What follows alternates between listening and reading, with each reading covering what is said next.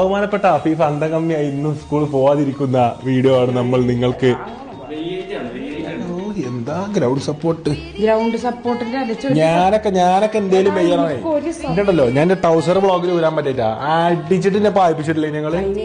മൂത്ത കുട്ടികളെ അടിച്ച് പരത്തിട്ട് ഇളയ കുട്ടിക്ക് മൂക്കിന്റെ ഇവിടെ വെള്ളം നനച്ചു അങ്ങനെയൊന്നും പറയല്ലേ. ഉമ്മച്ചി പായിപ്പിച്ചിട്ടില്ല, കത്തിയോണ്ടൊന്നും തറച്ചിട്ടുള്ളൂ.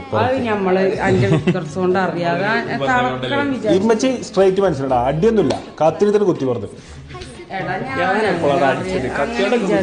ചോരണ് മൂട്ടൊന്നും ഇട്ടിയാന്നിട്ടോ.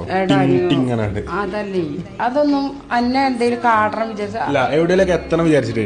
അതന്നെ ഈ വയറും കൊണ്ട് ഈ ചൂര പള്ളിയില് ആലോചിച്ച് നോക്കണം ഇതിന്റെ ഒരവസ്ഥ. പിന്നെ വെക്കണ സാധനമൊക്കെ ഗ്യാസ് ഒന്ന് ഓഫാക്കന്നെ എന്തോ ഒന്ന് കാട്ടിയപ്പോ അന്നെ ഒരിക്കലും എന്റെ മേത്ത് പിന്നെ ആസ്പത്രി കൊണ്ടുപോയതാരാ? ഡോക്ടർ മുന്നൊന്നും നൊലൊഴിച്ച് പേടിച്ച് നിന്നതാരാ?